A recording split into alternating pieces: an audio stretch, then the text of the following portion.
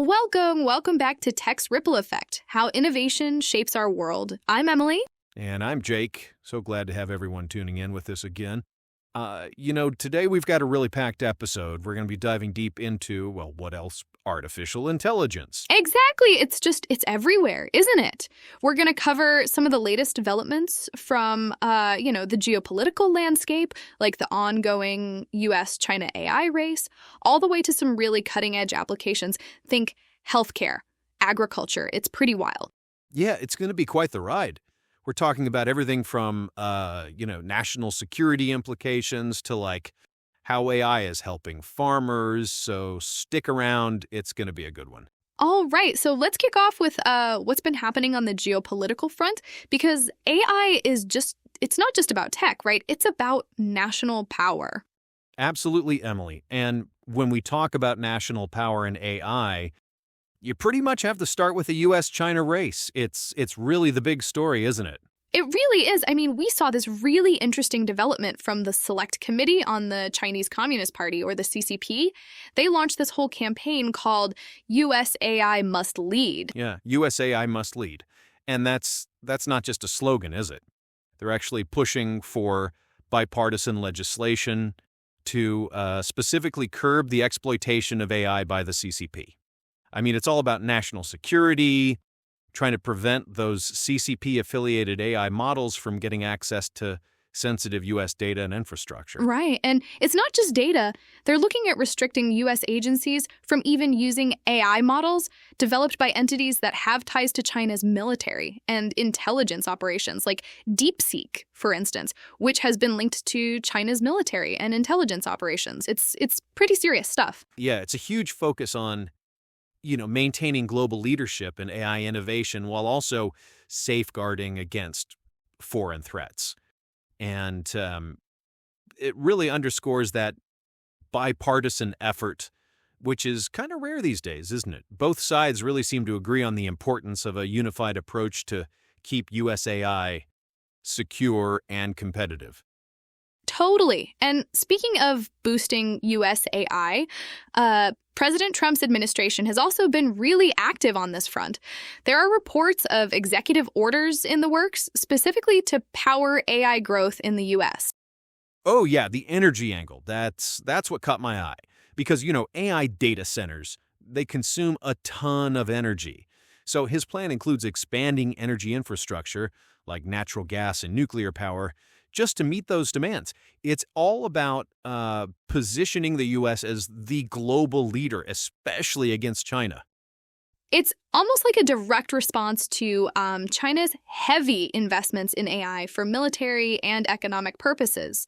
And part of Trump's AI action plan, apparently, is to reduce regulatory barriers. Think streamlining permitting processes for new power plants and prioritizing energy for AI projects. Exactly. It's a very clear strategic move. But, it does bring up some concerns about potential energy shortages and, of course, the environmental criticisms of relying more on fossil fuels. Even if the administration argues economic benefits and competitiveness take precedence, it's a tightrope walk. It really is. It's that balance between progress and, well, the environment, which we'll get into a bit later, actually. But before that, let's switch gears slightly to another massive regulatory discussion that just unfolded: the Senate's decision on state-level AI regulations. Oh, yeah, this was huge. The Senate voted 99-1 to remove that proposed 10-year moratorium on state-level AI regulations from President Trump's sweeping tax cut bill. That's almost unanimous. Right? I mean, that's pretty wild. And it came after a lot of pushback, particularly from state lawmakers and advocacy groups. They were arguing, that this ban would really undermine their local efforts to address crucial AI-related issues. Yeah, things like privacy, bias, consumer protection. The original idea was to streamline federal oversight, I guess, to promote rapid innovation, especially when you think about the competition with China.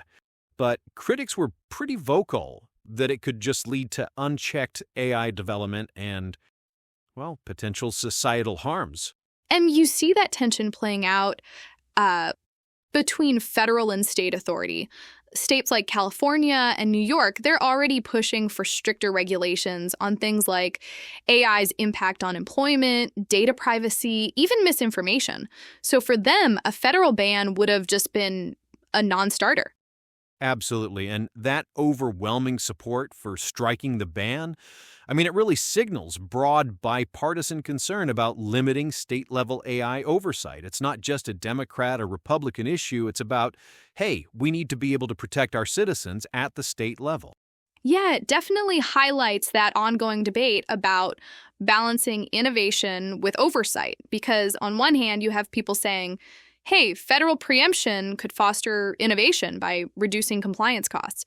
But then on the other, critics are saying, no, it'll create a regulatory vacuum, allowing unchecked AI growth. And that's the core of it, isn't it? How do you ensure you're fostering innovation and, staying competitive globally, especially against countries like China, while also making sure that AI is developed safely and ethically with consumer protection in mind? It's a tough needle to thread. It really is. And I think what we're seeing is that everyone, both federal and state governments, are trying to figure out that sweet spot. It's not just about one size fits all. Yeah, and I think we're going to see this debate continue to evolve, especially as AI gets more integrated into, sensitive areas like healthcare and hiring, which we might actually touch on later. But for now, it's clear that the states want their say. Speaking of that balance, Jake, between progress and, well, the environment, that actually leads us perfectly into our next big topic, AI's green footprint. Because it's not all sunshine and roses, right? There's a real environmental cost to this technological boom. Oh, absolutely, Emily. It's a huge blind spot for a lot of people, I think. When we talk about AI, we don't immediately think of energy grids or carbon emissions, but it's a massive factor. Yeah, I mean, the energy demands of AI data centers are just astronomical. I read this one article, The Guardian, that training one single AI model, get this, can emit as much CO2 as a transatlantic flight. Just one model. Wow, that's a lot to wrap your head around, isn't it? And, it ties back to what we were just discussing about President Trump's administration and their plans to boost AI growth by increasing energy supply, even if that means more reliance on fossil fuels. It's that direct conflict. Exactly. They're saying economic benefits and global competitiveness take precedence. But then you have experts warning that unchecked AI development could really exacerbate climate change. It's this huge tension. And it really brings into focus the need for, policies that mandate energy-efficient AI practices and, importantly, transparency in AI's carbon footprint. Because if we don't know the full cost, how can we really manage it? Well, yeah, and it's about, are regulations going to stifle progress or actually promote greener AI solutions? It's a fundamental debate right now. Totally, but it's not all doom and gloom on the environmental front, right? Because AI also has this incredible potential to be a force for good in sustainability. Oh, completely. And that brings us to some of the really positive applications, like what the USDA and IFA, the National Institute of Food and Agriculture, is doing. They're highlighting AI's integration into agricultural systems, and it's transformative. Yeah, I saw that. It's amazing how AI is being leveraged for things like crop and soil monitoring. We're talking machine learning, remote sensing, satellite imagery, drones, all enhancing agricultural productivity and sustainability. Mm-hmm. Like precision agriculture, for instance. AI analyzes data to optimize planting, irrigation, fertilization, which means less waste, less environmental impact. That's huge. Right, and real-time crop health monitoring, pest detection, soil moisture forecasting. These are critical for maintaining groundwater levels, mitigating drought. It's pretty cutting-edge stuff for, what is traditionally seen as a very old industry. And they're not just, doing research. They're funding partnerships to develop AI tools for things like automated systems for livestock management and predictive models for crop yields. It's really about addressing global food security challenges while promoting sustainable farming. Which is so important. And on that note, another article really dug into how AI techniques are enabling advanced soil moisture estimation frameworks. That's crucial. Yeah, exactly. Soil moisture is obviously a critical factor for agricultural productivity, groundwater management, drought monitoring, and AI is making it so much more precise. Yeah, using machine learning models combined with, remote sensing, satellite imagery, IoT sensors, they can predict moisture levels with high accuracy. So it's not just a guess anymore. It's data-driven, which means farmers can optimize irrigation, reduce water waste. It's smarter farming. It's incredible how neural networks and deep learning are analyzing massive data sets to do this. And it really underscores AI's potential for climate adaptation too, like predicting drought patterns and informing water resource policies. So on one hand, we're seeing AI consuming a lot of energy and contributing to emissions, which is a major concern. But then on the flip side, it's also offering these incredibly powerful tools to make our agricultural systems more sustainable and address global food security. It's a real duality. It really is. It's that constant ripple effect, isn't it? For every challenge, there's often an opportunity right there. Speaking of that constant ripple effect, Jake, for every challenge, there's often an opportunity right there. And this brings us perfectly to how AI is really, truly transforming practical applications, especially in areas like healthcare. Oh, absolutely. This is where you see the direct, tangible benefits of AI. And some of these breakthroughs are just mind-blowing. I saw that piece about Microsoft's new AI system. I mean, wow. Right? They're claiming it diagnoses medical conditions 4 times more accurately than human doctors. 4 times. That's a massive leap. Yeah, it's pretty wild. It goes through patient data, imaging, lab results, electronic health records, and just pinpoints conditions like cancer, heart disease, neurological disorders. They even had a case study where it correctly diagnosed some rare genetic disorder that multiple specialists had missed. It's almost like medical superintelligence, It really does sound like it. And, there are obviously discussions around ethical use, data privacy, and the need for human oversight, which are super important. The potential for improving patient outcomes and reducing costs it's just immense. It almost feels like a sci-fi movie coming to life. Totally. And it's not just the big players like Microsoft. We also saw that Create AI was recognized with an award for their innovations. They're doing some really neat stuff. Yeah, Create AI, they're developing advanced AI solutions across healthcare, finance, and education. It's not just diagnostics. It's like AI-driven analytics platforms for better decision-making, predictive modeling, even generative AI for content creation and automation. Yeah, and they're focused on integrating AI into real-world challenges, which is it's exactly what you want to see, optimizing patient outcomes, assessing financial risk, and they're also, stressing their commitment to ethical AI practices, which is crucial, like with transparency and bias mitigation. Right, it's that balance again, but it's not just about what we can do with data, it's also about what AI can do physically. I was fascinated by the MIT news article about generative AI enhancing robotics. Oh, you mean the robots jumping higher and landing safely?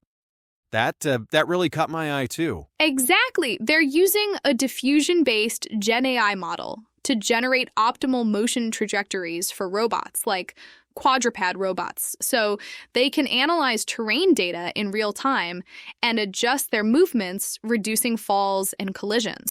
Which sounds like a really cool parlor trick, but it has these incredibly practical applications, doesn't it? Like for search and rescue missions in uneven terrain, or even in industrial automation for precise movements. That's pretty wild. Yeah, it's about generating creative solutions that traditional programming methods just can't achieve. And they even mention energy efficiency, which brings it back to our previous discussion: optimize movements, reduce power consumption. So it ties in with sustainability too. It does. It really does. And you see all these incredible applications from diagnostics to robotics, and it just highlights how much AI is permeating every industry, which, of course, brings us to the economic side of things, the investment potential. Yes, the Yahoo Finance article on the 10 AI companies to buy and hold forever, it really paints a picture of how transformative this technology is becoming for investors. Totally. I mean, they're talking about companies like Microsoft, Amazon, NVIDIA, and even Create AI, the ones we just mentioned. And it's not just the big names, it's the platforms they've built, like Azure and AWS, that are really powering this AI revolution. Right. Those cloud computing platforms are essentially the infrastructure for all this AI development and the market growth. They're projecting the AI market to reach $1 trillion by 2030. That's not small change. No, that's a massive projection, and it just underscores that AI isn't just a niche technology anymore. It's becoming the backbone of so many different industries, from healthcare to finance to digital marketing. It's everywhere. Yeah, and it really emphasizes for investors to look for companies with strong AI infrastructure and, importantly, ethical practices if they want long-term profitability. It's not just about the tech, it's about how it's built and used. Exactly. So whether it's diagnosing illnesses, making robots smarter, or driving economic growth, AI's ripple effect is just, it's undeniable at this point. You know, Jake, listening to all of this, from the geopolitical tensions and regulatory debates to the environmental footprint and these groundbreaking applications in healthcare and robotics, it really just drives home the idea of the ripple effect, doesn't it? Oh, absolutely, Emily. It's not just a clever name for our podcast. Like, you see it in every single story we covered today, how AI isn't just one thing, but it's shaping so many different aspects of our world, from, international relations to even how we grow our food. Exactly. It's truly remarkable how quickly this technology is evolving, and consequently how quickly its impact is spreading. Whether it's the push for leadership in AI, the critical discussions around its energy demands, or the incredible medical advancements, it's all part of this vast, interconnected web. Yeah, and it's crucial for us to keep an eye on all these facets. It's not just about the cool tech, right? It's about how it affects jobs, privacy, national security, our environment, everything. For sure. So as we wrap up today's episode, we really encourage all of you listening to just, take a moment to think about AI's ripple effect in your own lives or in industries you follow. It's truly everywhere now. Yeah, and we'll definitely be diving deeper into these topics and more in upcoming episodes. There's always something new happening with AI, and we're here to break it down for you. Absolutely. Thank you so much for tuning in to Tech's Ripple Effect, How Innovation Shapes Our World. We're Emily. And Jake. And we'll catch you next time for more insights into the ever-expanding world of innovation.